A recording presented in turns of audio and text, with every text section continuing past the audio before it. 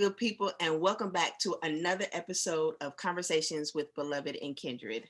My name is Dr. Grace Gipson, an assistant professor at Virginia Commonwealth University in the Department of African American Studies. Hello, I am Dr. Kenneth Robinson in the Department of Africana Studies at the University of Pittsburgh, and I'm a visiting assistant professor there. So before we dive in, because I know you all are ready, I know y'all ready to dive back into Lovecraft. Yes. We want to make sure that we take a moment of silence to recognize a few legends who have transitioned to be with the ancestors. First, definitely have to recognize the passing of Cicely Tyson, an amazing, dynamic Renaissance woman. Whew, like she worked up until her passing. Like that's what you call a work ethic right there.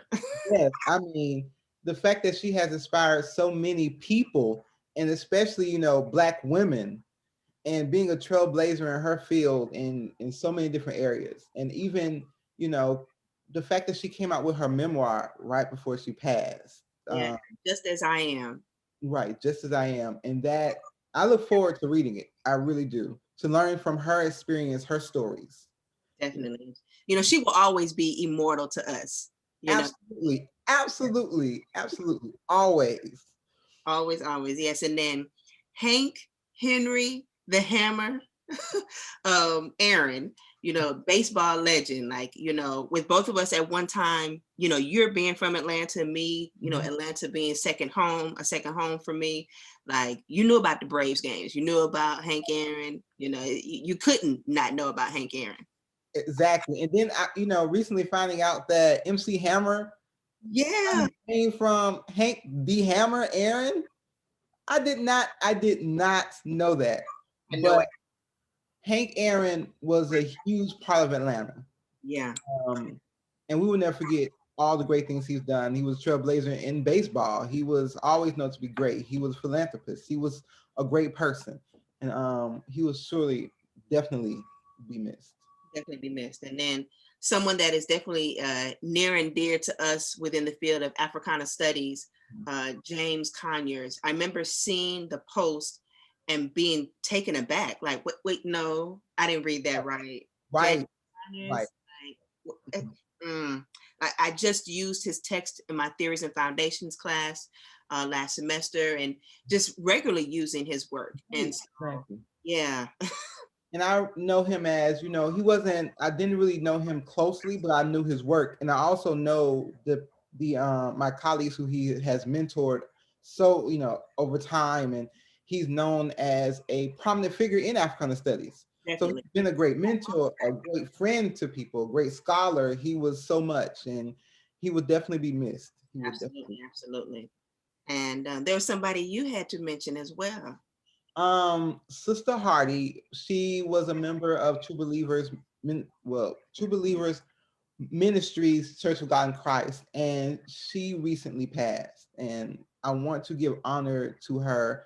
Sister Hardy was an important person in my life. We weren't the closest of people, but she made such an impact on my life. Even going to the church and her smile, her welcoming arms, and making me feel at home every time I saw her. And she definitely made an impression on me. I had an impression on me as well as other people, not only in the church, but in the community. And she will definitely surely be missed. And yes, so I want to give honor and glory to her and her greatness of being a wonderful woman, a wonderful sister in the church, human being, support a human being, period. And so, yes, I just wanted to make sure that we give honor to her.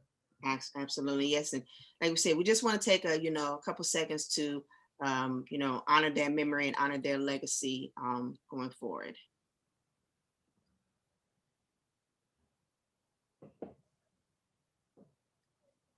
All righty. Thank you, Ashe. And I feel like they're gonna help push us, in a really good direction, because the ancestors come up a lot in this recent episode of and Holy Ghost. So I feel like this is gonna be a good way to really spark the conversations and what needs to to happen and what's going to take place. So Exactly. I actually look forward to this particular episode in our discussion. So we're going to get to that. But one thing I want to make sure that we do is speak about some references that we meant to provide previously yes, in the first episode. The first one was James Baldwin, American Dream and the American Negro, that it was a speech he said in 1965, and that was during the time in the first, was it the first or the second, the first episode? episode, yes. First episode, where he talks about what does it mean to be an American Negro, like what does it mean to be Black in America? Yeah, What does that look like? a question we still ask ourselves even today. Right, that's an ongoing question. And the next one is a book by Antoinette T. Jackson, Heritage, Tourism, and Race, The Other Side of Leisure. Basically, in this book, she speaks of the Green Book and the way of navigating the world for Black people. But she speaks about the joy that Black people had. Like, we had fun spaces too, even in the midst of all this strife that's going on. There was areas of joy that we navigated. So I want to make sure that we highlighted those two resources. So yes. Right. So yes, now that we got that background, we got a tribute to the ancestors. Yes. Let's dive into Lovecraft Country, episode 3, Holy Ghost, which, by the way, is one of my favorite episodes of the series. Like there's 3, and this is the first one. Yes. And I would even say one of my favorite TV episodes in general. Like when I think about TV in general, like this is definitely comes up there on the high mark. Okay. Yeah. Okay. That works. Okay. It's good. Holy Ghost for you, what does this episode mean to you? I think I can say it was amazing. It was one, I think when we first saw it, we were like, it can't get better than this. Right. And like, oh, it can. It meant a lot because it really spoke of how we give credit to our ancestors. Yes. Our ancestors continue to play a huge role in our community and in our lives in multiple ways. And I do love how they talk about or bring up religion in this particular episode. So that, I guess it was a great episode. It was excellent. It was absolutely amazing. Very well done. It's appropriately titled, as you will see throughout the discussion. Holy Ghost, there's a reason, and it is apropos for sure. Slightly scary, but you can make it through it. It's slightly. The Holy Ghost will see you through this episode. Yes, the Holy Ghost will see you through. It's okay. So one of the first things that happened in the opening was the poem by Precious Ebony. That was from the Nike Be True campaign. And that was very interesting because I really love how they did the overlay of it when Letty was in the church and she was crying. And so even at this moment, we see the Black church as this safe space. Yes. As this place of, emotion, of really celebrating our lives, but also a way for us to pretty much put it on the altar. Right. Like, we're bringing it to God. Like, we're dealing with some things and we're here in this church to try to seek healing in some way, because this was after all that has happened in the previous episodes. Prior to this. So, yeah. Right. So she was and I also like that as that poem is being read and there is this, seeing Letty in the church, Letty is like very much centered. Everything else is kind of like faded behind her, and there is a specific kind of zoom in lens onto her, which I think, sets up, like, we're going to be talking about Letty in this episode. So really see how, it's intentional that we're zooming in specifically on her in this crowded church congregation. Right. And then in that same thing, like you said, everyone is, not everyone, I guess, but they're all clapping, standing up, having the, Holy Ghost, Holy Ghost, catching the Holy Ghost in church. But you could tell she's having an internal war. Yes. And we kind of see that throughout this episode, this internal war that she's dealing with, where she cannot express it in a conventional way, but she's dealing with it, and we see that. Absolutely. And so in this internal war that she's dealing with, there's a quote that also comes in the beginning that kind of it's a caption in the beginning of the episode that reads, quote, "In the summer of 1955, a group of Negro men and women moved into a house on the north side of Chicago. Remember, we're in 1955 Chicago still. 10 days later, 3 people went missing inside the house, never to be seen again, end quote. Yeah. What a way Yeah, to like get us going. Like, okay, that was a good way to get us going. we already know that there's going to be some death. There's Right. going to be a lot of stuff that's going to Yeah. happen. And one thing I will say about that, I had my own ideas about who would die, Yes. but it turned out to be very interesting. It was a twist, it was a bit of a twist, I would say. It's just a great show. And so one of the themes that we see is the whole idea of dealing with death. Right. Like, how are, all these characters dealing with death? We just lost Uncle George. And they're back now. So how it was very interesting to see how Hippolyta, Yes. how she was dealing with things. When you see her for the first time, she's ripping up pages out of his favorite book. It was Dracula, right? Yes. She was just ripping the pages out of the whole book. And then in the same scene, you hear Atticus, which, we'll talk about Atticus in a minute, but Atticus and Dee in the kitchen. And she goes in the kitchen, she gets upset at the cups because George returned the cups downward. Right. And Atticus had the cups up. So basically, you can tell she's still in mourning. Yeah. But then, it's this whole idea of Atticus staying staying too long. I guess overstaying. Yeah. Yes, overstaying his welcome. Because so basically now that George is gone, she is pretty much over the Green Book. Right. And it was one thing where one time when Atticus said, hey, they need the edits of the book. And she said, oh, yes, I need to work on that. And he said, I already took care of that. And it was like, so again, she lost Uncle George, her husband. It's not her uncle, but she lost George. Right. But then you see Atticus trying to step in for George. Yes. So still taking away her role in her leadership and her womanhood.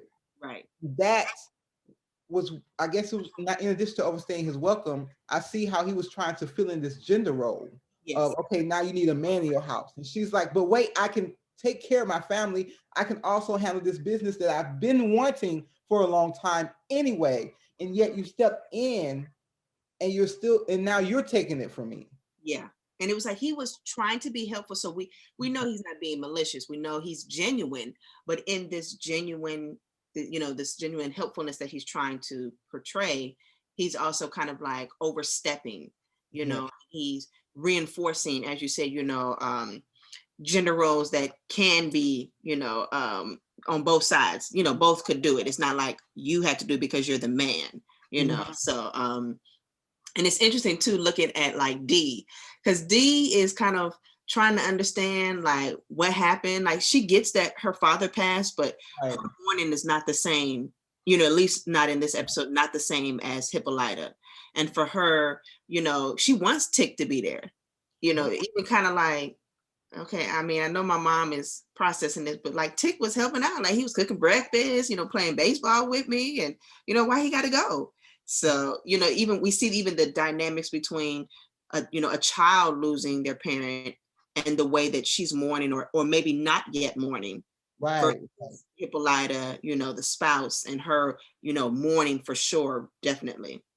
Right. But I mean, that's definitely a great point. And I also want to add to that, how does that work when Hippolyta is not even allowed the time to mourn? Yeah. He is not even allowed the time to mourn because Atticus just steps right in like, okay, replace. Right. It's like, what problems does that cause, So that's very interesting too. Yeah. And then I think Hippolyta was also upset because in her heart, she knows she was giving a lie. Right. About what happened with George. I mean, Black women have a sixth sense about everything. So yes. Why should we think any differently with Hippolyta, Exactly. So you come into my house and you lied to me about what happened to my husband. I know things are not right. I know he was not simply shot and you guys handled it. Yeah. Something happened. Right. And so yeah. Yeah. That was interesting. So in that dealing with death, there's the various ways, and in some of that we see that through photographs, Mhm. history, memory. I know you deal a lot with memory with your research, and so this is something that I'm sure was very prevalent for you. And so throughout the series, we're always noticing the importance of pictures and the way in which they tell stories of the past and the present and even impact the future, essentially. And Right. so, in a way, these images are a way to access the past. Mhm. We may see, and it's not just images of famous, well-known people, but of the family members of Right. Atticus' mother, of or great grandparents, or just lineage of legacy. Right. So, Right. a picture, as they say, says 1,000 words. And so, Yes. definitely Yes. seeing that, and then Letty as this photographer Right. Right. in the episode, we're seeing her like taking pictures of everybody going up, in this new house that we'll talk about that she has just purchased, taking pictures of everybody. And for some people that may seem like, why are you taking all these pictures? Like, what you doing? You're doing too much with this camera.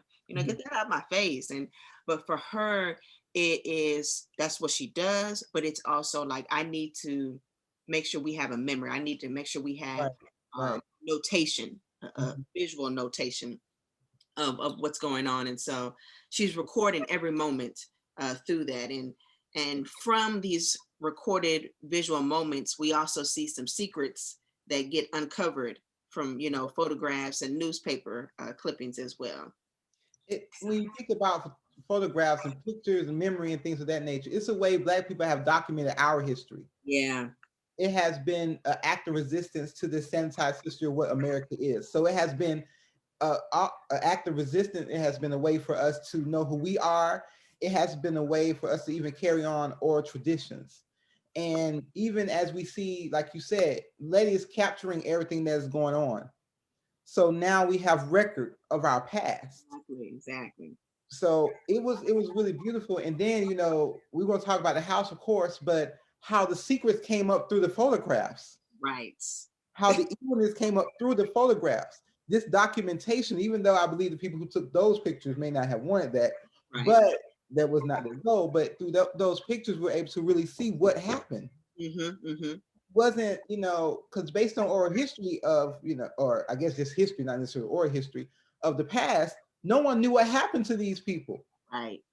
No Right. one knew, but it was through the pictures and the photographs, this lens to the past, that we Exactly. understood what happened. Or at least Letty finds out, because we were like, okay, we didn't know what was going on. But Letty was able to, at the end, when she was finding out all that was going on, the deaths that happened, she put it together with photographs and newspaper clippings. Yep. It's like she put puzzle pieces that she put together. Yeah. Yes, she was like, this is it, this is it, this is it. She didn't need library books. She was like, we got documentation right here. Right. Right. So yes, it was And beautiful. so something that you had in our kind of like off conversations mentioning about, we as researchers, Mhm. use photo voice, and in this opportunity, it gives participants, a camera, and Right. they can document their reality. So it's like kind of like what we're doing with Conversation with Beloved and Kindred. We are documenting. We are with the visual, with our voices. We Right. are speaking the truth. We are giving voice to those who may not have been able to speak their truth, or who have been pushed to the margins. So Yeah, it's photo really voice. important for research purposes. Yeah. Yes, photo voice is great. It's like you could tell me your reality, but you also show me. Yeah. Here's a camera, and you tell me what you see and how you interpret what you see. So Exactly. photo voice, I love it. And to some degree, this is kind of what it is. It really is. Yeah. And we can hear the conversations of the people who were in the pictures, or who took those pictures from all of them. But we see their reality. We saw the abuse that was happening. Exactly. Oh, so yeah. Now we're gonna get into this next topic. It always, as someone who loved science, all the way from up into high school, you know um this next topic, it touches, it Sure. hurts. And even now we still are grappling with the lingering effects. So Yes, what we are. I'm talking about the history of scientific experimentation with Black people. Yes. Yes. So in particular, so we talked about this house that Letty has purchased, that we still don't know how she got this money, but you know, hey, she got this house on the north side of Chicago, which is not a common place where we find people like us Yes. living. And she purchases what she doesn't know at the time, the Winthrop house. Yes. So for her, it's just a house, but it's the Winthrop house, which is, like I said, located in the north side of Chicago. Now, if she looked at that house, she should have known she shouldn't have got that house. Yeah. But that's fine. Go ahead. Off of appearance alone, it looks haunted already. Like we haven't even stepped. Look haunted. We're already like, that house is haunted. Why are you buying that house? Why are you there? Yeah. So in this house, you know, we see definitely at the end where this mystery of bodies, random bodies located in the basement. In this, in this Winthrop house, we also see where Letty awakens the ancestors. And so, we paying attention to the basement housing these souls, and they're being set free. Right. I want to add to that too. Oh yeah. It being in the basement, it's like the foundation of this building. Just like, when we think about America, and the foundation of America is built on the enslavement of Black peoples, and the foundation of this house are, you see the bodies of Black people. And this beautiful house that she ended up buying, and it's a multi-story house with the elevator and everything else. But the foundation of that house is our Black bodies.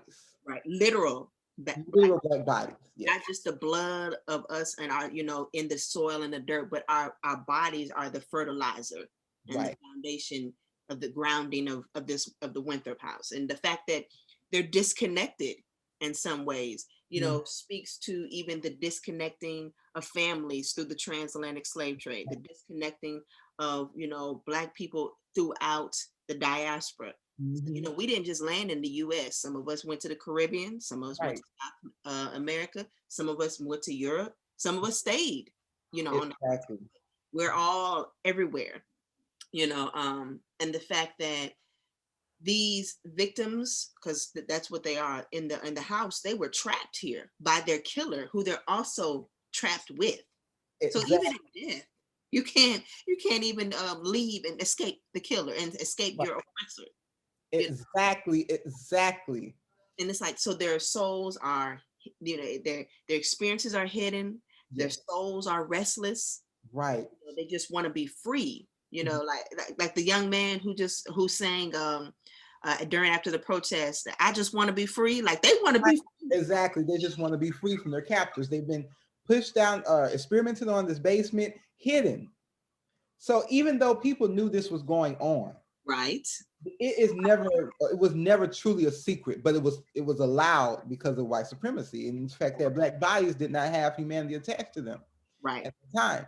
And so you just see them hidden in this basement, tied still after their deaths to their capturer. Right. And just like you said, trying to be free.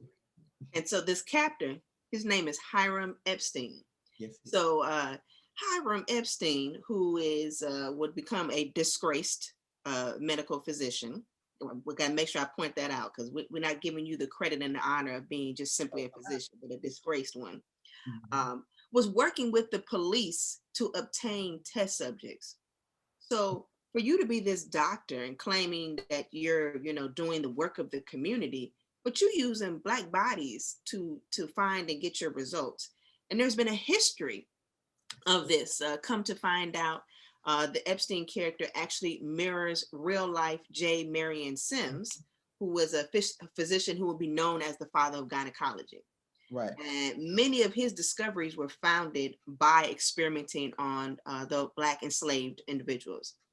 And so after he perfected this technique on Black bodies, then that's when he would attempt to use it on white women. Exactly. And so I'm just, so we're seeing the medical community working with police, controlling the Black population.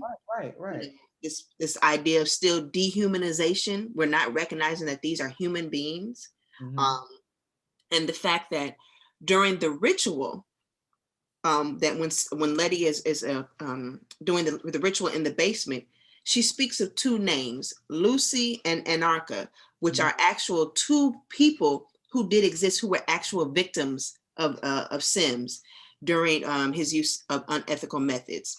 Right. So once again, you know, the folks at Lovecraft did their homework. They did their homework. Just names that they picked up. No, these were actual. So in that, we're giving honor to victims who didn't have a voice. So we gave you, they gave them voice in Lovecraft Country.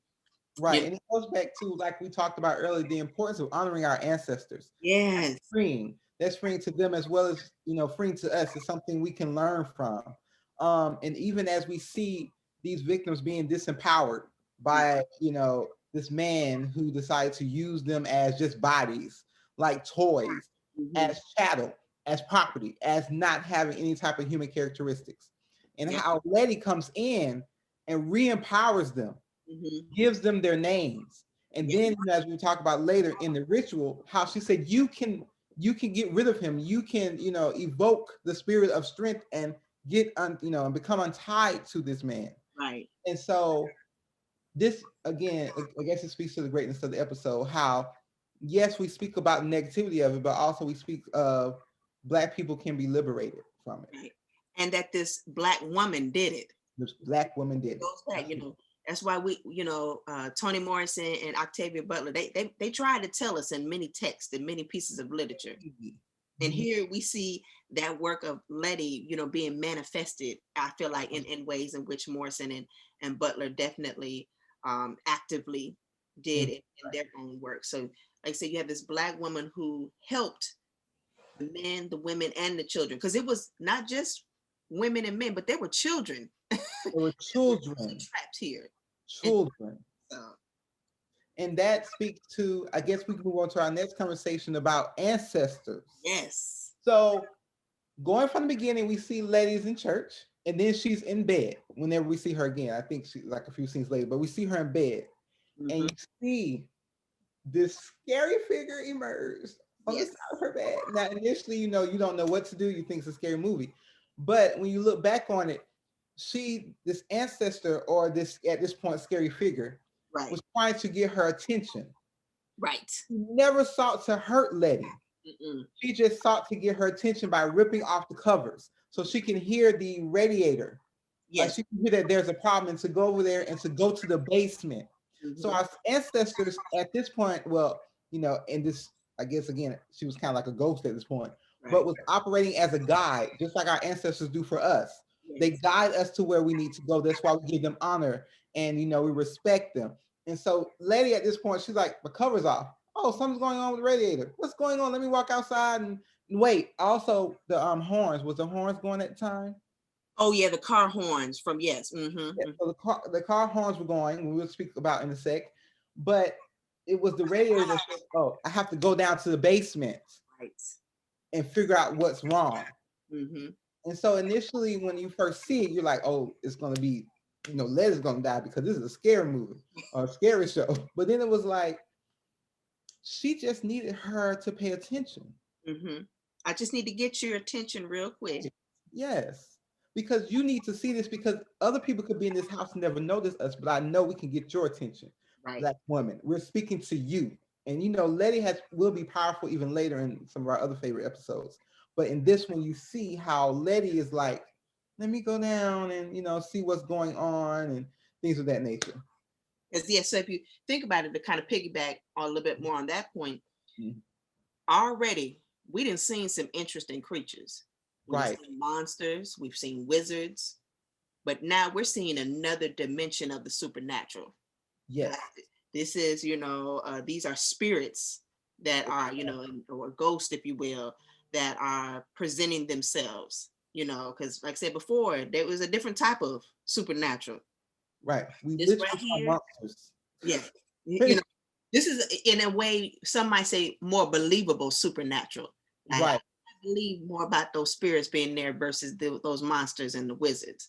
You know, we're definitely getting a lot of interesting visitors in these next episodes.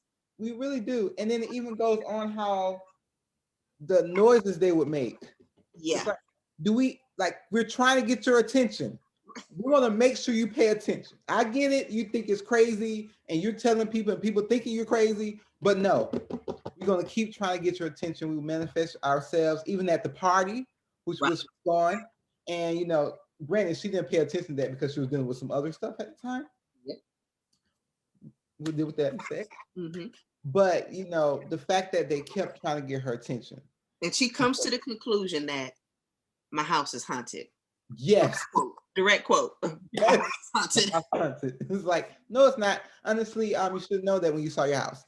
But the one thing I liked, and it was later in the scene when she was putting the photographs together, how she was like, I'm not leaving my house. Right. This is my house. Because even when she was told by Atticus, yes, maybe that's a sign, even though he believed her. He believed it, you know, that the house is haunted. You know, he didn't question her, but didn't question her sanity. I'm gonna make sure to say that. But he does say, well, you know, Uncle George would say maybe that, you know, is a message for, you know, maybe it's time for you to transition out. Mm-hmm. And for her, when in the statement that you made, no, this is my house. This is my house. And that spoke volumes too. The strength of Black women, where you would not scare us. You're not even alive, sir. You would not scare us. And I just told you all these Black people who were victims, I have my ancestors on my side. This is my house. Mm-hmm. And it was a very powerful moment. Again, she didn't look at the hunting as something to be feared. Exactly. She looked at it as an obstacle, and she knew that she could evoke the ancestors, the victims of this man, to be her strength. Mm-hmm. And to at least give them name and to give them voice and to use their own strength, even in their death, to be able to exorcise him out the house. Right, right. So yeah. So she was currently dealing with her white neighbors who didn't want her there. So if they're not forcing her out, she's definitely not letting these spirits, you know, and these, you know, the ancestors trying to tell her, put her out, basically. Right, right. I think if she tried to get out, the ancestors would be like, nope. Like, no, not yet. By the way, you can leave after, but because the way they were trying to get her attention, and I really appreciate that. Again, your ancestors, if you ask them, they will be there. They will. They will. They're like, okay, we got you and we will guide you. That's why we are here. Yep. And also we know that you will be the one to save us. Right. That's why they say, be careful what you ask, because you will get an answer. Yes. And she got the answer. Yes. Even though, again, Atticus was trying to interrupt everything like he did earlier in the episode. It's like, Atticus is cool. He you know, he has his moments. So in continuing with, you know, continuing the discussion of ancestors and the way in which they definitely continuously play a role, that kind of also taps into the idea of religion and spirituality. So, you know, that, you know, moves us into another kind of like second discussion tree, you know, another branch of it, or maybe a whole nother tree in itself. Right. But, you know, before we get into the specifics of religion and spirituality, you know, I know you agree with this. The music is always perfection. Yes. The soundtrack to Lovecraft Country is, you know, in itself a masterpiece, a work of art. Mm-hmm. And everything about each song for each episode, it works. It's like it fits like a glove. You know, it really does. No room, there's no error. Mm-mm. Every song, from Shirley Caesar's song to the Clark sisters. Yeah, it was the Clark. Yeah, it was her song, and that was in there. We'll talk about that too. It was so appropriate. So yeah, perfection in every episode throughout the series. You know, just I have to say that every episode, because it is like, it doesn't disappoint. You know, so yeah. The songs in this one, especially Caesar and Clark, it spoke about don't let the devil take you. Right. Don't let the devil win. That was the theme. Do not let the devil win. And here you see this mix of, even through song at this point, a mix of Christianity or belief in God and you know, the Holy Ghost and the Holy Spirit and things of that nature, to ancestors. So you see like multiple like belief systems. Right. because they don't always, a lot of times you may think that, okay, if you love your ancestors, do you love God? You know, that they run against each other when they're actually work in tandem. Exactly. That is part of our culture. So you see, when Shirley Caesar's song come on, that's when, is that when she, when did that song come on? So that comes when the ancestors are there in the basement. They're all holding hands, and that's when Letty's basically telling them, like, you can be free. You can save yourself. You know, basically face your oppressor. Yes. You know, because in essence, the song is, you know, Satan, we're going to tear your kingdom down. And in essence, Letty is telling, you know, the ancestors that were in the Winthrop house, like, we're going to tear Winthrop's, you know, mentality down. We're not going to let him continue to stay in here and to live and further take habit in here. And at the same time, you all are going to be able to be free of yourselves, of this space, of this being, you know, hostage, being in hostage. Right. And the clock song came when she went outside and she had that bat and she was busting ready. up windows. Yes, that was powerful, because that one was about everything that the devil stole, God's gonna give it back to me. Everything that he stole. And so she went out there, she said, "You're right." And she had the bat, and it was perfect. It was a perfect scene, which we would definitely talk about with the house and the surrounding neighborhoods. So we, like you said, you mentioned earlier about how, you know, the Black church, you know, becomes this haven. And, you know, this is something that is often questioned, you know, even in recent time, is like, what is the role of the Black church now? Where do we see it fitting in? You know, how is its activism? Is its activism strengthening? Or is there improvement or work that still needs to be done? So we definitely see the Black church as a space that becomes present, and it is kind of like opens a discussion for further discussion, I'll say. I do agree with that. I do think it was a great way of opening it, because again, you see this conversation in church. So is it needed? Is it still needed?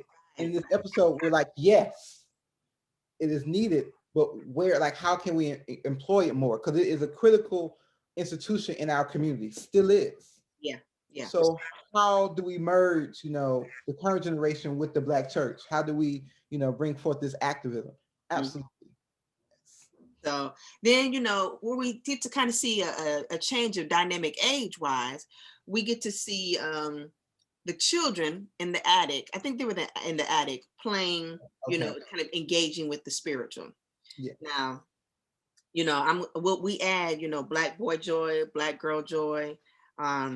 You know, we get to see and appreciate the humanity of the children. But at the same time, they playing with a Ouija board. A little bit too much with the Ouija board. I don't mess with the Ouija board. You know, I would delve into the spirituality, into, you know, the Orishas and the ancestors in that aspect, not through the Ouija board. Absolutely, like you're asking too much. But you know, that's part of the innocence of childhood. Right. It's like, hey, you know, it's just for fun. So they're at this point, I don't believe they think it's real. Right. So they're like, we're just going to engage with the spirits, but we know this isn't a real thing. Yeah, it's play. Like, we're playing a game. So it's like, whatever, you know, we're just saying hey to spirits, but they don't exist. Right. You know? So this is their first time learning. Yeah. This was like, yeah, you don't play with those things. Nope. And so one of the kids who's playing, D being one of them, of course, and then Bobo, who is actually what we would later find out in episodes later, is actually Emmett Till. And we don't know that in this moment. So it's, you know, like I said, you already know, spoiler alerts already. But, you know, Bobo, which is the actual nickname of Emmett Till. And he, like I said, becomes very important later in the series. And he asks a question during the game. He says, will I have a good time in my upcoming trip? Which is his trip that he's getting ready to go down to Mississippi to visit some of his relatives. Don't forget, we're in Chicago. Right, he's in Chicago now. So this, you know, he's asking, this upcoming trip that I got to Mississippi, am I gonna have a good time? And the boy responds with a very abrupt no. Not a yes, sure. Like, perhaps, you know, it could be, you know. Perhaps. It was a no. It was so strong though too. Yeah. Again, at this point they're still enjoying their time and they're like, whatever, it's just a Ouija board. So he didn't listen, but of course we will come to find out what happens to Emmett Till. Right. But yeah, that was very interesting. And so joy for Bobo, so if we if let's go back to him, joy plays a role as we get to see the innocence of him, Yes. considering what happens to him later. Mhm. And considering when we always talk about him, as Emmett Till, Right. it's shrouded by pain and sorrow. So we never really get a chance to talk about the fun that he had, the enjoyment, the humanity, the innocence, the games he played, the going to the swimming pool or whatever it was of fun Right. that he engaged in. We don't really get to see that or we ever talk about that when we Mhm. talk about him. So Because one thing that's important when we talk about Black youth as victims of violence or police violence, of vigilante violence, of racial violence, period, we tend to speak of them in adult terms. right. We never speak of them, and that has been an issue in many discussions. We need to speak of them as children. Right, because that's what Right, they're children. They Yeah. were like, even in this show, Bobo was just simply playing with the Ouija board. Right. He was having fun as child's play. Exactly. There we go. And so when you think about, when we speak of Emmett Till, we only speak about him in this isolated moment of death. We may speak of him in regards to the store incident, but we only speak of it in those terms, not like this was a child who was visiting his family, unless, of course, you tell the story, but we need to articulate his experience as a child. Right. And so I do appreciate them dedicating time in this series to understanding children as child play and not adultifying them too soon. Exactly. They weren't grown up so, they didn't grow up so fast that they Right. were to be kids and really enjoyed that. So Right. but even in this moment of, innocence, this is where they learn. As they say, you're gonna learn today. And they learned that day. And they learn. Because so then the kids, they keep going with the questions. They're kids. That's what we do. That's what they do. Yeah, about to say they. I don't think I could. Right. So let's be specific. That's fine. Like clarification, yeah. So the children ask, who are they speaking to? So first, you ask about this trip where you get an abrupt no. And for me, that would have been enough. I don't need to know anything further. I'm like, oh, game over. Let's go downstairs. Right. Let's get some food. Right. But they said, no, we want to know who said this. And what does the board spell out, Dr. Robinson? She spelled out George. D was, now let's go back. Now D was down there. And it spelled out George. D went crazy. Ballistic. I mean, you can't blame her because she was like, quit playing. Why are you playing? And they're like, we're not playing. We're really not. And she's like, y'all playing with me. Y'all think it's a game? My whole dad just died. You think it's a game? Is this a joke to you? No, we really, seriously, we were just here. But, and then I think she ran away. She was done with everybody. Because at that moment, it was like, oh, y'all play too much. Like, right. Right. Oh, this is your child's play. Okay. Play becomes real. Mm-hmm. It ain't play no more. Mm-mm. And what's interesting is, even at this moment through the Ouija board, they grow up. Yeah. At this moment, it's like, oh, fun over. Right. And so it does speak to the fact that it's so many different things, how Black youth, sometimes even, I just had this conversation about the innocence of Black youth and how sometimes we're forced to grow up too fast. Right. And how that could just turn just like that. Because, they were just having fun, even after no, he didn't get it. That's fine. They were still having fun, and then it was a reminder that her dad was killed. Yes. And I think maybe at that moment, mourning kind of kicks in. Like it's the reality, like you said, she knows like my dad died, he was killed, but it wasn't a like, yeah, my dad is dead and he got killed. Right. It was this moment where the denial phase, I think you go through, that was that phase of grief. And then this moment was where she was like, Wow, thank you. Hmm. And honestly, at that moment, Yeah. she grows up, and we see it as the rest of the series. She is no longer, she doesn't, of course, she's still a child, and we still should articulate and speak of her as a child, but the innocence is gone. Yep. It's It's no sad. longer, she's drawing things, she was doing all this stuff. It changed Right. after that moment. And even in that, we're still continuing the spiritual. And now we kind of transition back to the adults and the ritual scene.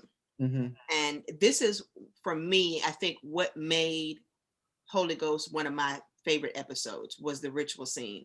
Yes, absolutely. Because I have witnessed a many of movies and TV series that just don't get this part right. They just don't do it right. They over sensationalize it. Yes. They, make it very stereotypical. It becomes, seen as more negative than it is, this powerful, because I'm not even going to say positive, but powerful moment. Mm-hmm. And so, because usually when you see it, any type of ritual scene, it's not done in a serious fashion, or it's filled with stereotypes about what this would look like. right. It's even made into comedy, Yeah. it's not taken seriously. So I do agree with that. This So was well done. we see where Letty has gone and found somebody, because she Mhm. said, look, my house is haunted. I need to cleanse it. Something needs to happen. So she finds someone who, she feels as though they know what they, this is something that they will take seriously, Mhm. and that they will help her, to kind of reach whatever goal it is that she is trying to obtain. And so, And at the same time, when she was outside, mhm. they were looking at her like Atticus and Letty was like, my mama used to do stuff like this, so I'm assuming it worked. So it's funny because sometimes we may doubt things, but in our heart we know it's real. Yeah. It's like, this isn't real. Because we know that person where they used to practice certain things that we were like, Mrs. Such and Such used to do all them things in her basement and in her kitchen. Mm-hmm. You'd be like, but in the back of your mind, you'd be like, yeah, but that stuff really. Like, it did change this person though, like it did, yeah. So we start off with her sacrificing the goat, which is customary. This is not new. This is not foreign. This Mhm. happens. There is some type of sacrifice that is given, and there is a blessing of the house, and Yes. putting a seal of protection Yes. on the house, but the people inside the house as well too. And so you see this like visible, the blood, an X being marked on the house, also, being marked on the forehead. Yeah. We can't just put it here. We got everybody who is going to be taking part needs to have this marking. Right. You know, definitely this marking is for sure something that will be that carries on, not just in this episode, but it Right. carries on further. And I would notice that after watching it another time, like that marking wasn't just for this episode, that was for longevity. Right. It's like we're not just gonna let anybody in our house. Right. So That yes, was they're Mhm. putting the seal of protection, and it'll become quite evident that it worked. It worked. And you can tell it worked because as we get in, not to skip ahead, but as we get into the ritual scene, the one way in which the evil man was able to attack some of them was when the sprinklers came on and Yeah. it cleansed it off of those who, were, I guess, who was underneath the water. Was Letty? Yeah, Letty's too. So yeah. Yeah. So you have the cleansing of the house of the tormented spirits, a freeing of the bounded spirits, and then we're definitely seeing this incorporation of African spirituality. And once again, Lovecraft did their homework, they did their research. So you see the diviner kind of, she's calling out to Mama Oya, who is one of the most powerful and impressive Orishas. Mhm. So she's not calling out to some random person or thing or deity or identity. No, this is one of the most impressive and powerful ones. There have been definitely various iterations of Maya Oya in different cultures and locations based on the culture and the location. So everything from Santeria to the Yoruba, there's some representation or iteration of Mama Oya. But even in each of those iterations, she embodies strength, femininity, and justice, which is quite appropriate for what is happening in this ritual. And she guards the realm between life and death. We see Letty, who is the kind of like gatekeeper in a way between ushering life and, ushering death out, life in, death out. And Letty definitely takes on these qualities, which is postpartum. So maybe there was something to what happened in those first two episodes that gave her the specific strength and ability Right. to manifest her. So and we definitely see how this manifestation is carried out throughout, the remaining episodes as well too. And I love how, going back to the bounded spirits, how this ritual was to release them of Yes. their captor. And Letty, as this medium between life and death, as this person who navigates life and death, how she was able to, just like you said, bring in, you're not dead yet, she yells at them. Yes. She said, you are not dead yet. The fact that she said that and was like, you guys, you can do this. Right. Women, you can do this. Children, you can do this. You are not dead yet. Ancestors, I got you. I'm here and we will fight them together. We'll pull the spirits together and we got it. And it was really powerful seeing her do that. Where even in the midst of Atticus, in the middle doing what he needs to do because he's between, the evil spirit and him, and then he fell on the floor, so he was gone. It was like, even the fact that he was on the floor and out of the way. Yeah. See her strength. Yes. It was like, I got this with you all. Right. We can do this. Say it with me. Saying their names, just saying we have this. Let's do this. At the same time, Shirley Caesar's plan. Yes. Like I said, it was like, I remember once again getting chills. Yes. Like, oh my God. Like a moment. Like, like having a Holy Ghost moment in a way. Yes. And just, and I mean, I could in that moment feel Letty's energy that she put into that ritual, because she put in every ounce of being in her. Yes, she did. She had literal, mental, physical scars from that because of all that she had invested. You could see like it was like it came out because her body in a way kind of became limp and weak in a way because all of it she just did. It was a lot. It took a lot of energy. Yeah. I don't want to keep going on the Caesar song, but Satan, we're going to tear your kingdom down. You no longer are in charge of our bodies. Nope. We are liberating ourselves. Yep. And the fact that, again, it's about us liberating ourselves. Letty saying, you're not dead yet. That's why I love the scene, because when she said, we're not dead yet. You're not dead yet. You can still fight. Woo. Let's fight. And you're able to pull the forces of your ancestors. Right. And say, Satan, we're not going to let you tear our kingdom down. And if you listen to the whole song, Shirley Caesar mentions various people.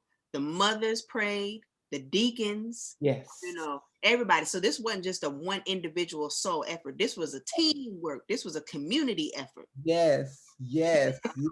Oh, that was powerful. That was a powerful scene. I can see, like you said, the chills that come through that, where you're like, it goes back to the conversation of, I think it was another Shirley Caesar song about your mother praying for you, like you just said, all these people praying for you, your ancestors got your back, they liberated you before you were even born. Again, you see time and space just kind of like, in a circular pattern here, just coming together, and it was just beautiful. Yes. Woo. So in all that, we got to get a little party going, because I mean, just a little party. We need to release it a different kind of way. Like, yes, release the spirit, but we need to release it. Like, I need to feel a little joy. Yes. Happiness, So, and that leads us to the house party, Letty's house party. Woo. that was a fun time because again, you see at her party racial trauma Right. and joy combined. Yeah. In the midst of all this racism that is surrounding the community at this time, Yep. they're like, we're going to have a party. We're gonna have a good time. We might as well. The racism is going to exist regardless. That this is happening. This racism is not going to stop our joy because our joy is our resistance. Yep. And so you see this fun. You see Letty, you know, dancing in her, you know, she's always dressed well regardless. She was dressed well at the ritual ceremony, or the ritual scene. So, you know, she's dressed well, going around, giving people drinks, you know, a little picture, people just dancing, listening to music. I mean, Atticus then shows up in his military uniform, kind of. Which is interesting because when we go back, I remember we talked about like, so why did he have it on? And then you think, that's a sign of respect because you military, like you know, people look at you differently. Right. There's respect. Even the white neighbors may do everything else, but you military, so they might have a slight moment of like, oh, let me Like that, you know. let me fall back a little bit, just a little bit. A slight fallback. Just a little bit. Right. Take 2 steps back. Not, you know, it's not gonna be 4. Right. But yeah, that was cool. So he came in, you know, he was in his uniform. He was very stoic. He wasn't really trying to have fun like that. He wasn't there to have no party and fun. He was there, I guess, as protection for the party. So we already know. So we haven't the house hasn't been marked yet. No. For, the ritual. So this is kind of like the beginnings of the protection that we, you know, is needed for this house. Yeah. Yeah. So, you know, he comes in, and one thing is Hippolyta is in the kitchen. And, you know, in the midst of her grief, she's like, I still want to be a part of this. Right. It's almost like a repast to some degree for her. Yeah. You know, like, I'm going to bring, because she got so much food from her neighbors, you know, who were mourning George. And she said, I have so much food left over, I'll just bring it here. Right.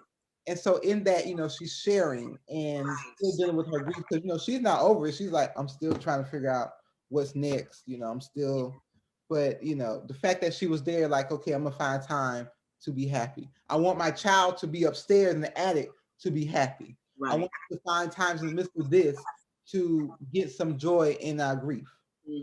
So that was definitely very interesting. And even in the partying, you know, we always got to have them folks that's over in the corner talking about what's going on in the world.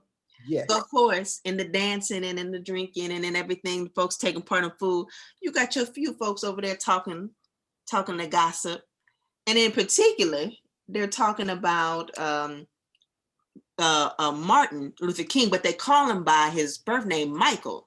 You know, and I remember and being like, oh yeah, that's right. His name is actually Michael. Right. And so, you know, them talking about, you know, him and his, you know, skin tone and what he has done and hasn't done. And you just like, we just can't get away from that.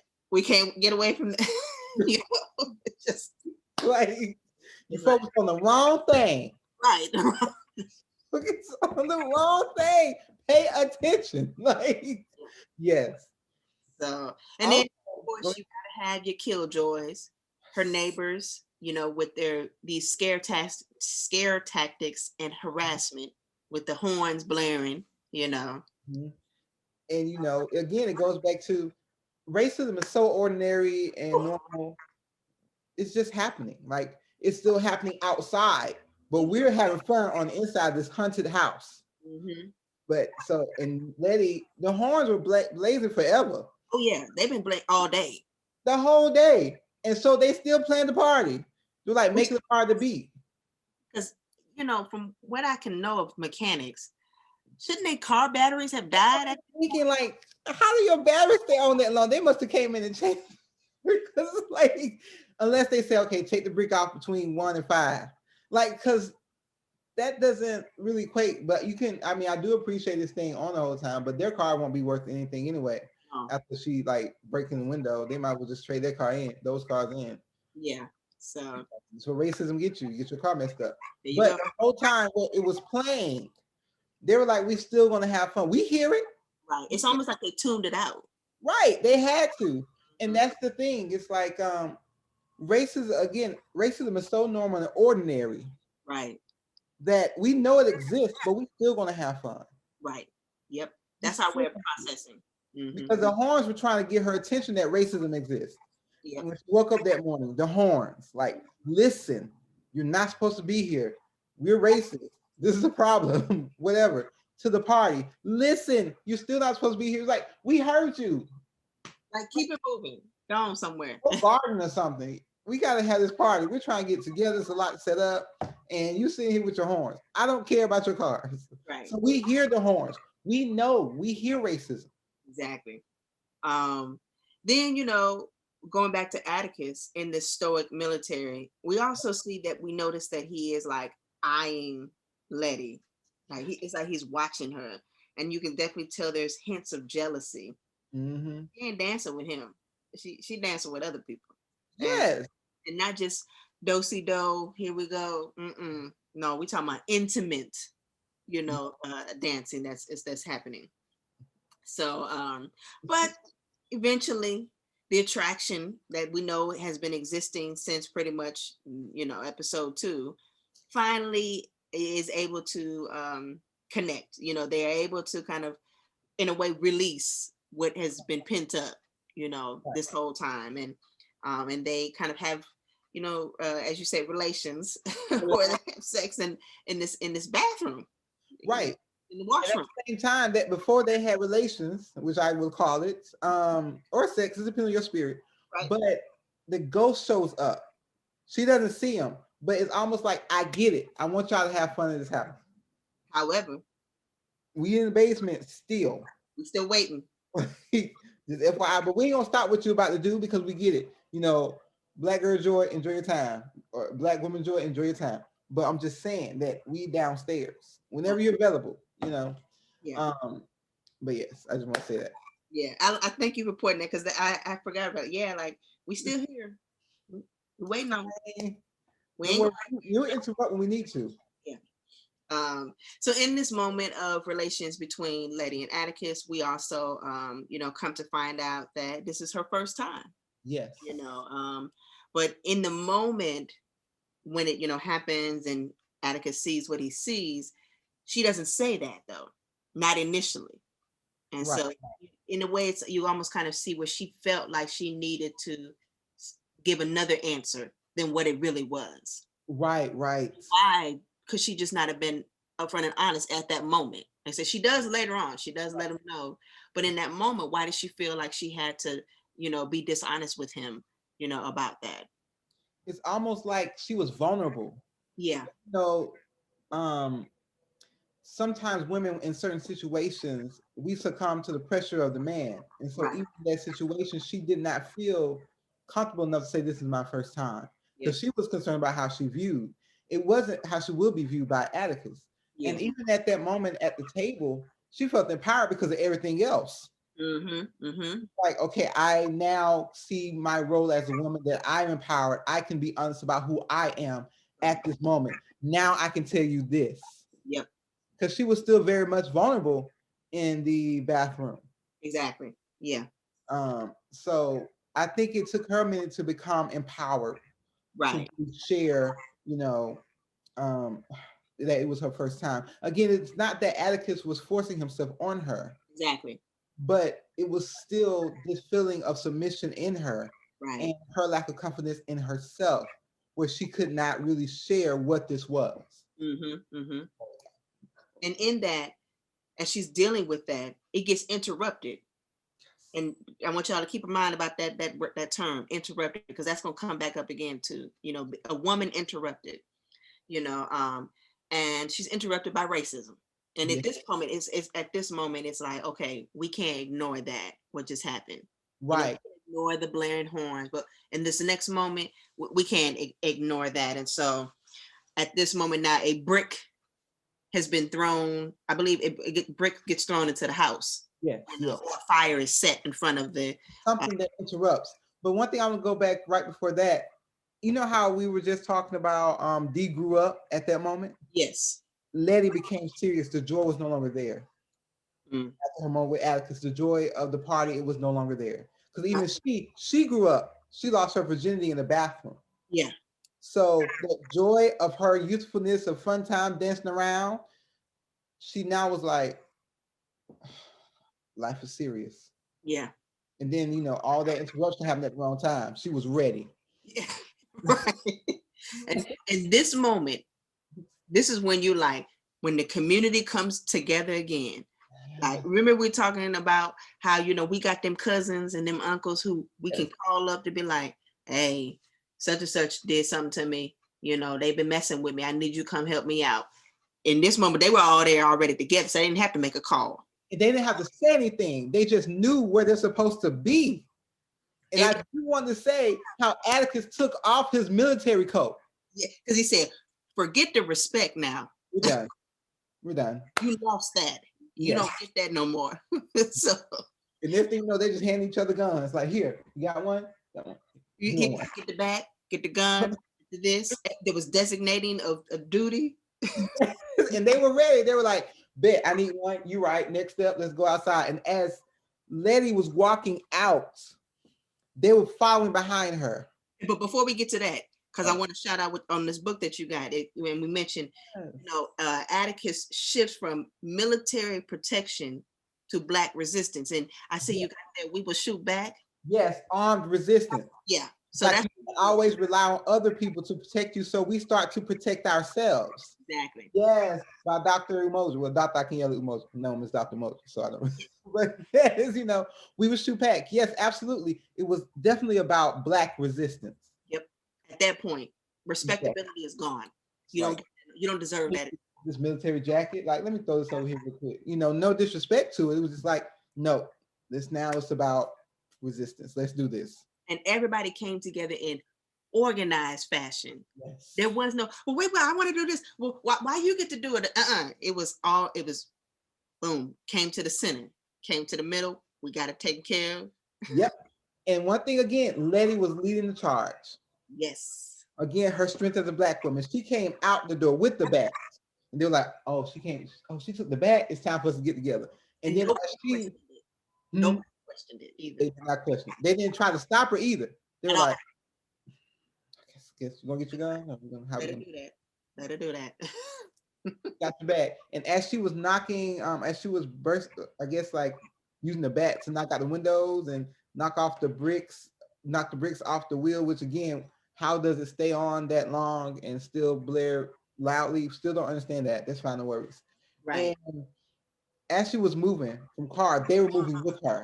Yeah. They were moving with her. She was constantly covered. Yeah. Even though they knew what could happen. And she saw the white people across the street. She was like, and she was mad. And I love how she's like, I'm pull up my strap because I'm a woman. I got this. And like, it was like, oh, this dress ain't gonna stop me. Let me knock this window out. Several windows. The cars were done.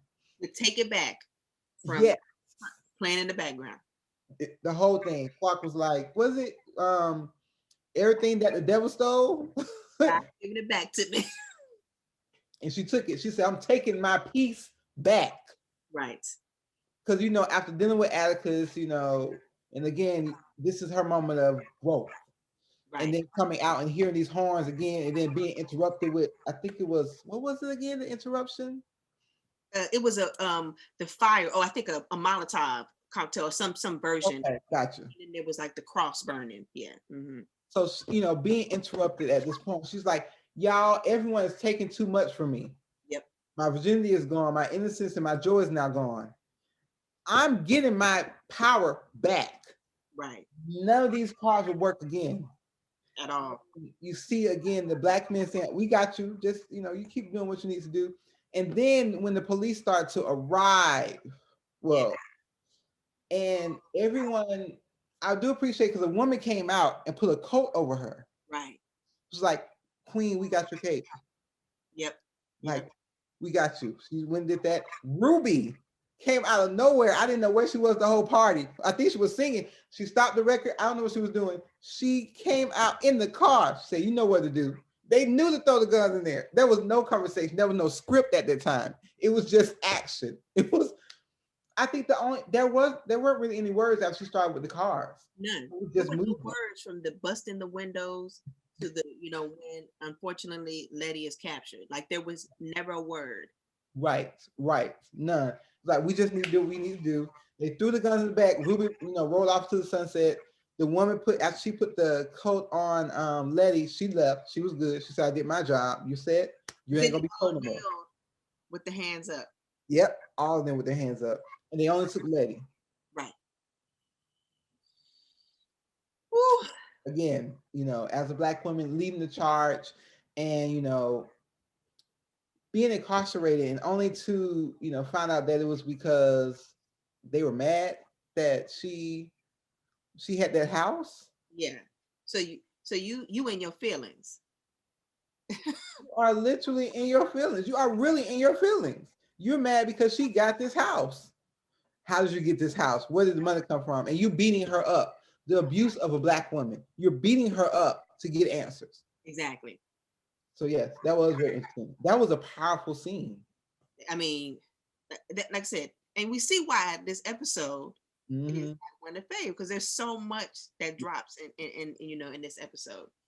To where we gotta also talk about, our last one for this episode, the housing situation and the lingering moments of racial violence and segregation as it relates to housing.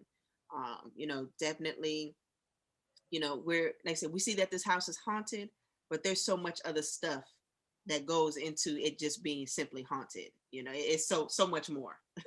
I don't know, but it's very interesting that she had the foresight to see that this house is where she needs to be. Yeah. Even in the midst of the fact that when she went to this house, again abandoned, looked exactly like she said, it looked like a haunted house. And at the same time, she's like, this is opportunity I see. And Ruby, who's dark skinned, is like, ma'am, I don't think you need to move here. This is not the place. She's very hesitant to move into this all-white neighborhood to buy a house. Right. In this all-white neighborhood. She borderlines between being a realist and a pessimist. Like she kind of teeters between the two. Yes, I think for her the lines are together, but it was like, realistically we shouldn't be here. But it does speak to the fact that Ruby is darker skinned, and so she has a different perspective of the world than Letty. And so that brings into the reason why, you see her in this position where she wants to buy a house in the all-white neighborhood. Right, as a safe haven. Right, as a safe haven. Like, okay, I'm not going to jump ahead in the show, but even that idea of it being a safe haven in an all-white neighborhood, right, was very interesting. Yeah, didn't think about that. Yeah, like you said, we definitely see the hesitation from Ruby. Right. She makes the remark, just last year, there was almost a riot across town because a Negro couple tried to move into an all-white building. And so this is an inference to a July 1951 incident where Harvey and Janetta Clark and their two children moved into an apartment in the Chicago suburb of Cicero. So, this is not just stuff that we're making up here. Right. Lovecraft didn't just come up with this idea and they thought, oh, I think that's deep. No, like they're telling you this happened, and let me, provide a platform to show you that it happened. That this is real. This isn't stuff that just got made up and it sounded good. No, this is real. This was absolutely real. The racial violence in Chicago was fierce. Right. And so even in the midst of this, and Letty knowing, did she even know? No. That's another thing. It's like, that's privilege. Her ignorance. Right. It's about her ignorance, yes. And the fact that she, as a light-skinned person, was able to navigate around knowing such things. Yep. And the fact that Black people had to get court orders to move into a home.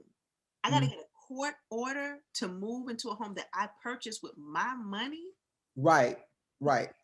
And it does speak back to that conversation in the I guess the police van or whatever. How did you were able to even buy the house? Not even just about money. How did you get access to this? Yeah. If you had to get a court order, how anyway, why didn't you go through me? What is going on? How did you end up with this house? Yeah. I mean, even, you mentioned this earlier, even Martin Luther King, observed and mentioned how he had never seen, even in Mississippi and Alabama, mobs as hostile and as hate-filled as he had seen in Chicago. Because you had several riots that took place. You Mhm. had the airport homes in 1946, Fernwood Park in 1947, Trumbull Park, which is specifically referenced in Lovecraft Country in 1953, and Marquette Park in 1966. Like, so these are images and things that we've had to deal with and Right. process, Exactly. and trauma, not just as far as racial trauma, but like economic trauma, social, Right. you know Mhm. so They really did their research very well on yeah, this show. yeah, And I love how you see, okay, Letty getting this house and it may seem innocent enough, but she wasn't passive in her getting this house. right, She was like, but it's still my house. I'm going to free my ancestors and I'm going to stay in this house even after all this mess happens. right. I'm going to even stay in this house after that night. Yep. She's still in the house now. Right. So and it's her house. Why is she going anywhere? so again, this resistance, I do love that. Yeah. So as we close out Holy Ghost episode, before we step into episode 4, just a couple other things that we definitely want to make sure to make mention. We kind of touched on the attraction between Atticus and Letty, and it Mhm. definitely becomes very much more present, obviously leading to the relations that take place. You know, Right. um, Atticus's doses of gentleness. And I say that because I know Dr. Robson is going to get on me in next episodes about this gentleness. It's there in this episode. um, I guess. the fact that Hippolyta, although she's processing and mourning, she's also beginning to build her character. Like, Yeah. beginning to see, okay, she gonna step on the scene too. And the fact that she finds Hiram's Ori Yes. in the room upstairs, where this is a mystery, so we don't know what that's its significance, but I'm sure we will find out later. Yeah. And the fact that Atticus, in this whole episode, he does visit his father. We see the Monte Cristo book again, Alexander Dumas, and it's next to his mother's picture. Yeah. We also see the strained relationship between Atticus and his father, Montrose, them discussing hiding George's death. Right. Right. Montrose talking about, we don't have to deal with magic. I don't want to be dealing with magic. Like, he's, it's almost like, nah, that's not for us. Like, you Right. see what we can deal with, so. And see, and at this time, he's like, I'm trying to keep you from this. Right. Like, we don't know that, but it's like, no magic. Thank you. So, which I think segues into perfectly episode 4, which is a history of violence. So yes, once again, we're still dealing with trauma. So what about this trauma and healing that we got to deal with now? So at the beginning of A History of Violence, you see Montrose by himself in his apartment, and he's dealing with this trauma of the past. He's having a mental war. Yes. And we talked about it before, not an episode, but offline, where it was like, you really see what PTSD is. Yeah. And a lot of people think PTSD is flipping tables, throwing stuff everywhere, doing all this stuff. It is also a mental war. Yes. You see Montrose having a mental war with himself, can't calm down, just like agitated, trying to figure out what's next, and drinking, just, having this war with himself. It was played so well by Michael K. Williams. And like, if that man don't win an Emmy, just give it to him for fun. because He deserves. From what I'm in my resources, I've heard that he is in the running for an Emmy. That man need all of them. All of them. All of them. Because you see how he was fidgety, like he was just trying to figure out, like, I don't know, my mind, I just can't calm my mind. Like, it's so much that, and then the fact that it's internal. Yes. So we see throughout the series internal wars, and how he's trying to figure out, how do I deal with it without telling anyone, because half of this internal war is a secret. Right. At this time. And then at the end of that scene, he sets a fire of some papers in a trash can. Very documents. Some important documents. Some important documents, yes. He set on fire and he said, "Smells like Tulsa." Woo! Now that may not hit you right now, but it hits you when you go back and realize what will happen later, or when you think about what happened in Tulsa, and when you process and go back and say, "Ooh, that kind of hit me a little bit differently. Yes, yes. You know, like not just garbage. He said Tulsa. He put Tulsa. a name to it. He spoke of his background because he's from there. Right. And it's like through this fire, the past is coming back. Yep. And it was definitely moving. Yeah. It was like in the fact that when he fell on fire, he stood there. Yeah. He stared at it. He just stared at it. He was like, smells like Tulsa. Whew. And it was like there's nothing else left to say. That's all he said the entire time. I mean, I guess he was trying to talk and was just going on in his mind or whatever, but yes. That's all the only words that could come out. Yeah. Yes. So yes.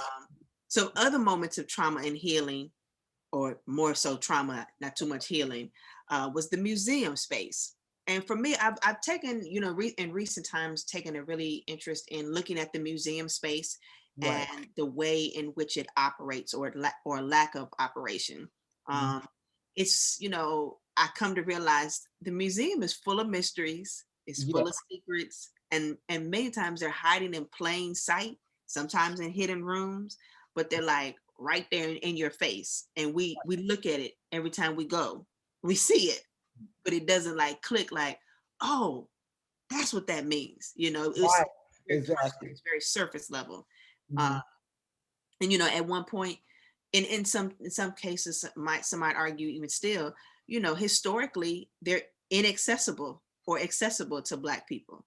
Like the museum space is never welcoming of Black bodies per se. Right.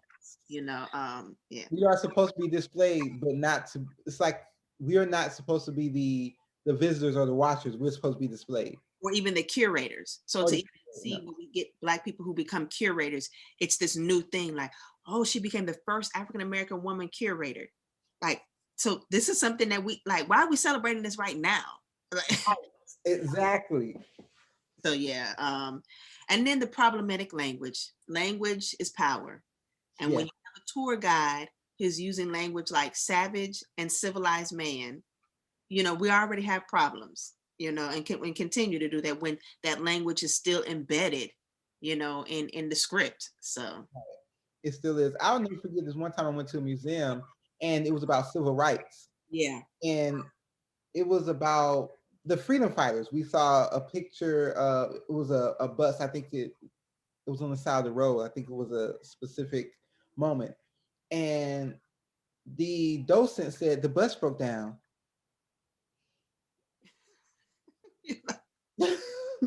Ma'am, the bus broke down. They're not fired, and I'm positive it wasn't the bus's fault because clearly we saw the end of another car or something like that. Yeah. It was like, or this is part of the racial violence that was going on at that time with freedom riders, but it's up to you. And so it does speak to how sometimes we are for display, but we're not curated, we're not docents, we're not telling our story. And so the story is being told about us. Right. But we don't have to be a part of that storytelling. Right. Which is very interesting because there was a bunch of Black students there, but there's neither here nor there. She didn't know. Yeah, but the museum space is one to talk about. I know my students, we talk about it in my pop culture class, how the museum space is definitely transforming and it's evolving, especially with the African American Museum, Smithsonian. I think that provides another layer of discussion to talk about the museum space. So, and in the ways in which the museum space is evolving, or how it can be accessible to multiple people. Right. Not everybody had the ability to go on a field trip, to a museum. Sometimes you didn't have that luxury. And now there's the digital that allows, an open space for it. So there, the museum space is changing. It has, it continues to have work to do, but it's definitely on the radar of like, it's been a space that has been problematic, at times. And I will say, I do appreciate the Apex Museum. Yeah, in Atlanta, yes. Yes, it was like for us, and it was like by us, and so the story is told differently. And I saw that when I was young, and it was very powerful because we didn't get this sanitized history of slavery. Right. We got it from Black people telling Black stories. Yeah. And I remember it being like one of the exhibits was real shackles. Mm-hmm. And it really showed a different way of telling our story. Right. So you're right about that, where there are certain spaces where they're not really telling our past in a proper way because it was never meant for that. And then And you think of and definitely got to give a shout out to Auburn Avenue. Like, even though they're not a museum, a research library, but in a way, it felt like to me like it was this library that, you know, had a museum within it in a way, because it was, they did have things on display. They did have galleries. They were not did they do have galleries, and they do have things on display constantly, and they're always embracing African yeah, American culture and history. And yeah. so, you know, I said they're not a museum, but in a way, I feel like they kind of function. You know, that's another function of who they are, also. Like the Toni Morrison exhibit. Yeah. So that was everything to me. And Yes. then I think it was another exhibit where they had, it was like Black women Right. upstairs, and it had Dr. Doris Derby and Yeah. Monica Kaufman. It had so many great women up there, and I was like, this Yeah. is a museum. Yeah. This is a museum. Like the Toni Morrison exhibit was everything to me. So yes. Yeah. So, um, yeah. So we got, you know, trauma and healing. You Yes. know, constant work in progress for us. And in that trauma and healing, we need protection. And so we Yes. see protection become something that definitely is it's personified in different ways, for sure. Yes. I want to start with Montrose. Okay. I think Montrose is a great, wait, he's a father. Correct. I don't know if he's great. You know, he has his own issues, and there was a lot of abuse going on between him and his son. We get that. And I'm not going to take that away from Atticus' experience Right. because that was traumatizing for Atticus. And Yeah. it's almost like Montrose was trying to heal that past. Yeah. And in doing so and protecting his son, you know, he kept secrets from him. Right. He kept information from him just to make sure that Atticus does not continue down that path. But Atticus doesn't care. They Yeah. still go to the museum. Yep. He's like, why are we here? And you know, and one thing I do appreciate Montrose saying, I'll go with you to the museum. I'll go with you. Yeah. And he tries to find different ways of stopping them. But Letty and her stubbornness, and you have Atticus who's like, whatever, they still go deep into the museum. Yep. You know, it's like they all, it doesn't matter. Like, even though Montrose is like, no, you shouldn't go, Letty is trying to figure out, how do I just steer you in the right direction? And Atticus is like, I'm just going to just do what I'm going to do. Right, right. On board or you're not. You know. So yeah, and you know, that is Montrose trying to be protective of his son. That Yeah. he's not trying to be protective of his family. You Mhm. know, we may disagree with his delivery, or we may could have suggested some other Could have routes. suggested a couple of things, perhaps. but it's about family, it's about protection, and you can't knock him for that. You know, if I nothing else, I respect him for wanting to do that for his Mhm. son and his family. um Even when I will speak to one specific moment when you know Letty, because Letty climbed the rope first, right? And then it was Atticus mhm. again, being led by Black women. Because she was basically tired of them arguing and bickering too, because she was like, Absolutely, that's true. Because they were arguing a lot. Because he was like, "Don't do nothing. Just go. Let's go home." But then when you knew it was a struggle when Montrose was coming down that road. oh yeah, the age was kicking in. Age was kicking. Remember we talked about George and his back and his knee. Yes, his knees. Like Family trait. Family trait. it's a family trait. It's evident there's a family trait. And You so know, sometimes, you know, this is a young man and a young woman in a young man's game. yeah. But you see all of it working together where you see the stubbornness and of and ambition of Letty, I guess it's the stubbornness of Atticus. And then Right. you have the wisdom of Montrose. Yeah. Yeah. Like, okay, I'm coming along with y'all. You know I shouldn't be jumping down these ropes like this because I was not proficient. I was not in the military. I was not a track star. And y'all have me coming down this rope. And y'all know I just got finished drinking. Right. So I guess we're just gonna go with it. And Yep. so it was just, you know, he was able to bring his wisdom throughout this journey in the museum. Right. Now, some other ways in which we see protection. Remember, I told y'all about the markings on the house from episode 3, Holy Ghost. So we see how those markings actually it worked. So We see Christina, who we haven't seen Christina in a while, you Yeah, know. he was fine. Yeah. An unwelcome visitor, comes to the house. And she, mind you, she doesn't even try to knock, say, hey, can I come in? She storms, like she walking like she just gonna walk right through the house. Yes. But she is sadly stopped at the door. Like it's like a boom. Yep. No, not And coming it's the layer. in. Like, sorry. Not for you. Not welcome to you. Exactly.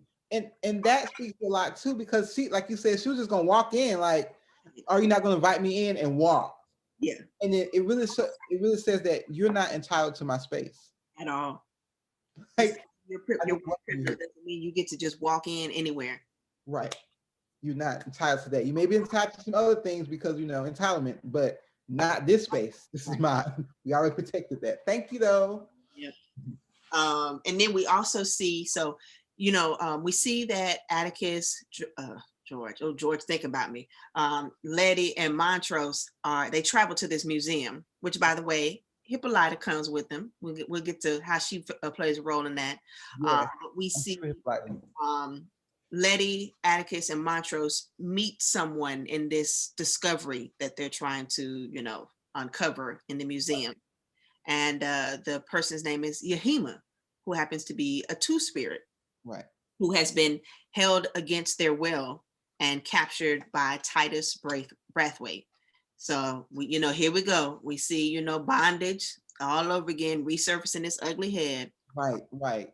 And basically was killed in her, and their spirit was imprisoned in this hidden room that they found. And so what would be interesting, what I would find out about Yahima was that she was also known as the land of many waters, which actually is another name for the South American country of Guyana.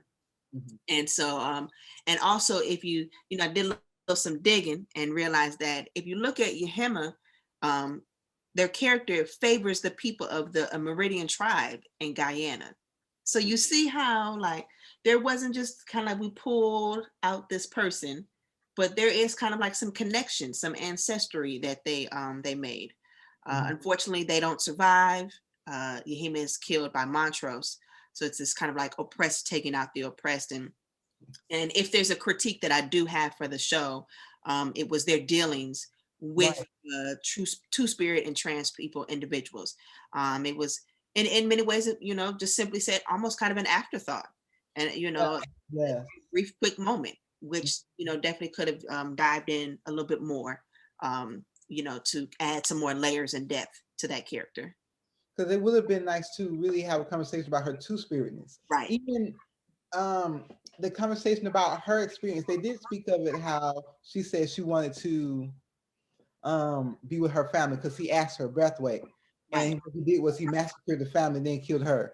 Exactly. It's like, can we speak more about her oppression as a two-spirit and also as an indigenous person? Exactly. Yeah. Like really understand and explore that. And we still don't quite know why Montrose killed her.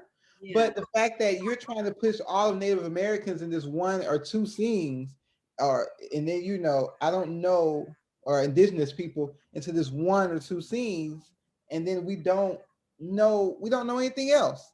They're gone. It's out. No more conversation about them. But and then Montrose kills, and we're on the assumption that he killed her. He killed them because he wanted to protect his son, which is still a mystery. We don't have an answer to that. Yeah, maybe you all have it, and we would love to get your thoughts on, like, why do you think? Is it because they want, if Atticus spoke to them, then it would have been, I don't know what, because I don't know. I just send us a put a comment in the section. Well, type a comment in the comment section. But I'm not quite sure. I'm just trying to figure out. Yeah, still trying to process that one, get some answers on that one. So, which speaks to visibility and invisibility. Yeah, Black women. This episode, as much as we see them trying to find answers in the museum, we also see, Ruby. We kind of deal with her struggle. We deal with her wanting to be seen, wanting to belong. Yes, yes. You see, because again, like you said, alongside this whole thing of what's going on with Lady Atticus and Montrose and Hippolyta, Ruby is like, "Hi, Agnes. How you guys? How you doing today?" Right. I'm here. Just want to say hello. Just want to stop by. I know you guys are busy. I just want to know, hi. There's a Ruby in the show, and you see her. She been since the first episode. She talked about going downtown and getting a job. In Marshall Fields. Mm-hmm. Yes, the entire show. So then, she got her nice outfit on. She's ready. She said, "Bet I'm gonna go down there. I'm gonna get this job." A Black woman's already working there. Yep. Oh, I can't wait till next episode. But a Black woman is already working there. And then William shows up, this white man from Artem. Yeah. He comes back and he sees Ruby, and they have a conversation. Mm-hmm. And I think the question was like, or not a question, statement, there can't be two of us. Right. So she got the role. She got the job. It can't and be. It was on the fact that when Ruby meets her, she tells her she did it on a whim. And yes. So, yes. It really messes Ruby up because Ruby was processing and thinking and figuring out and trying to figure out, how do I go in and do this? When this woman, all she did was just say, "Oh, let me just go and apply for this job." Right. Which becomes worse in the next episode, which we will talk about. But yeah, it was that. All it was, I just decided to do it. Why not? And this was another dark-skinned woman. Right. And that messed Ruby up. And like it really, she went to the bar and started drinking and singing, and that's how she met William, that I just spoke on. And this is where we see William coming to the dark side, as Ruby says it, and this is where we begin to see the beginnings of a very complex relationship between William and Ruby. Very complex. Yeah, it's layered. Lots of layers. even so much where Ruby has her own intimate moment. Mm-hmm. I wouldn't say it's a sweet intimacy, but she has her intimate moment with William, and something that you pointed out was the what was playing in the background of the scene. Marilyn Manson, right? Yep. Mm-hmm. Let's make sure it's like Marilyn Manson. I'll put a spell on you. Wow, they were having relations. And it was the perfect song, because she, in the midst of her vulnerability, she gets caught up with William, not even thinking. Yeah. And like, you know what, and then the song, I put a spell, and it's not like a nice, like, I put a spell on you, now you're gonna. It was, Marilyn Manson has a very rough voice, an aggressive voice. Yeah. And so it speaks of like how this is, it will speak of the future. Yeah. How this is a complex and aggressive relationship. Mm-hmm, mm-hmm. Yeah. Before we get to Hippolyta, let's also talk about Atticus and Letty in the library. And once again, trying to hush, Black women and going home. Just going on home. It's like, what I'm trying to tell you is you should talk to your father. He's done all this before. He did this. Lady, just go home. Just go home. I got this. And she's like, fine, I'll leave. You enjoy your life. And so then he looks at the book and sees that Montrose has checked out everything. Like they said, Black women tried to tell you. It was already gone. She said, I'm gonna go just enjoy my life playing this party because clearly you don't want to hear me. Oh no, it's too late. The party was afterwards. Well, she just went home anyway.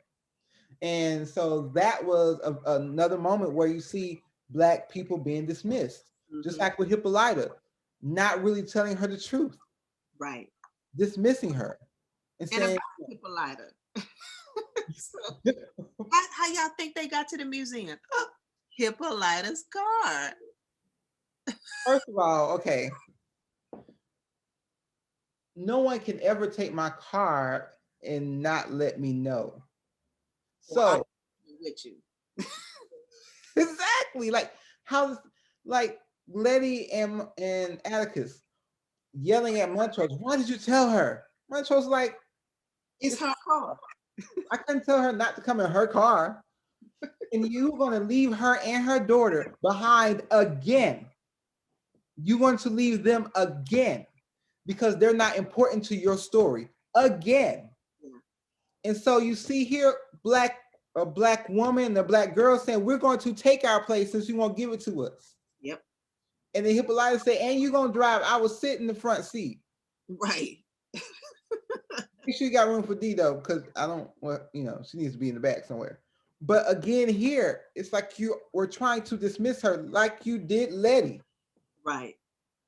And for her, this becomes, a truth finding mission.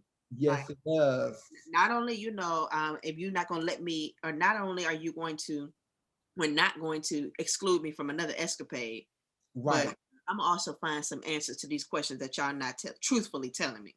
Yes. So and pulling out maps and seeing where you all went. I see the circle on this map. We're going to.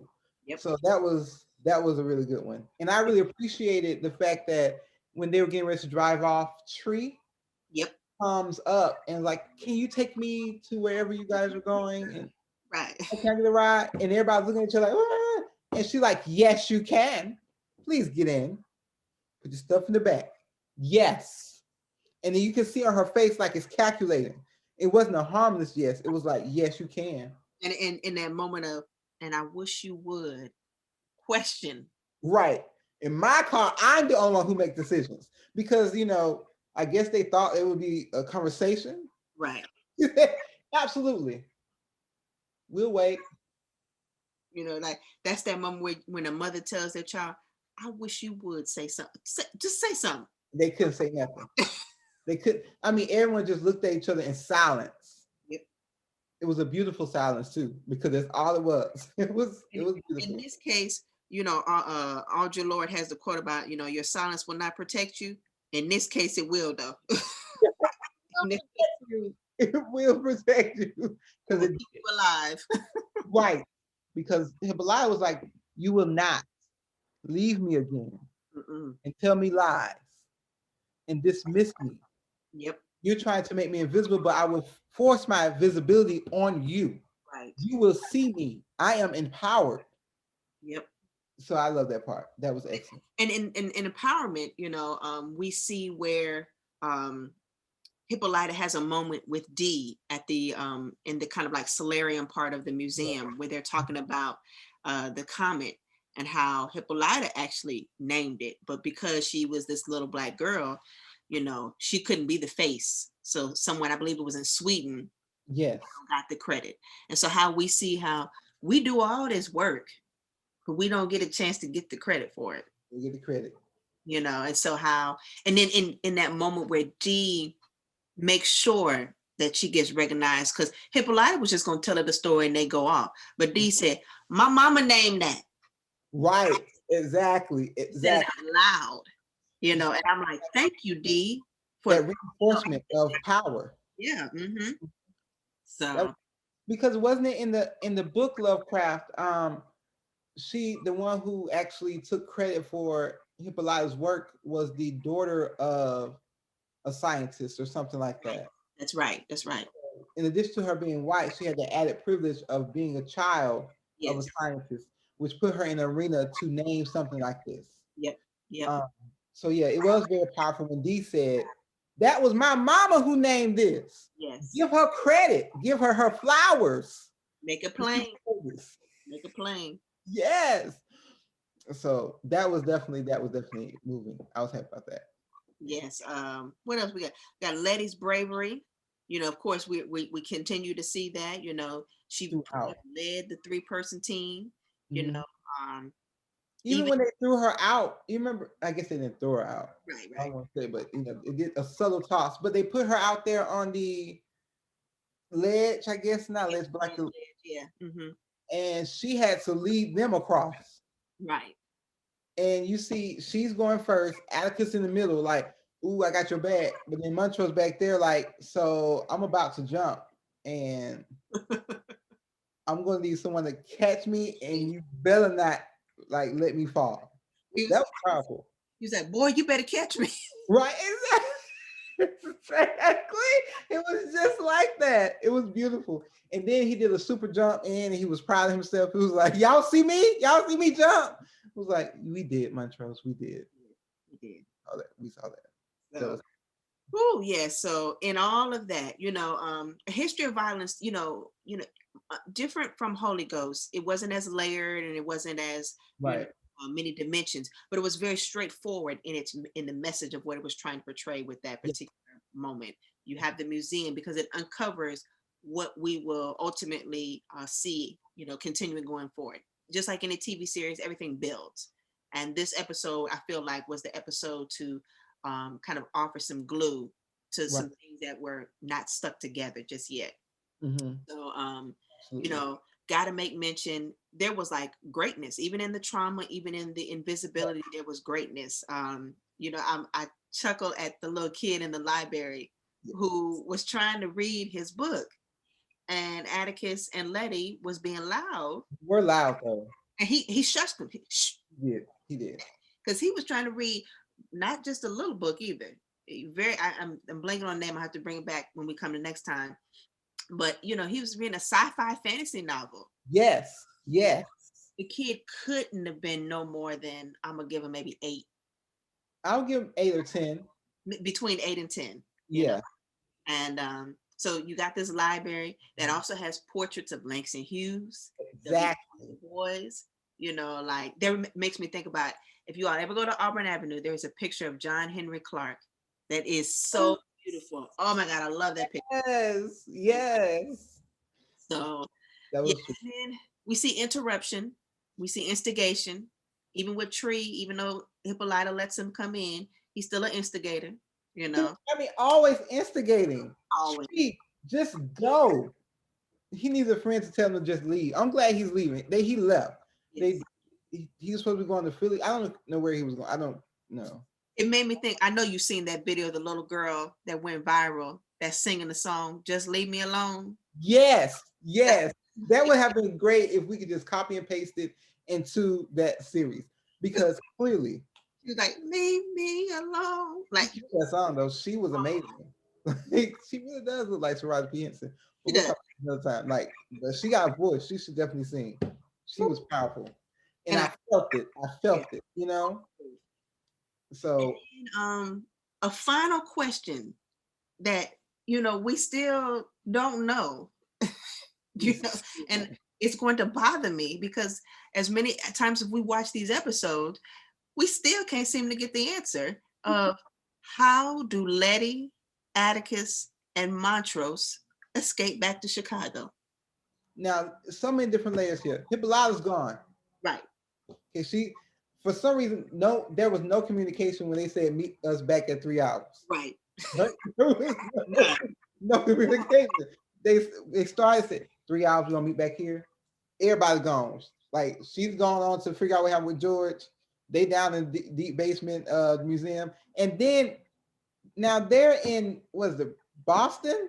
Correct, yes. They're in Boston.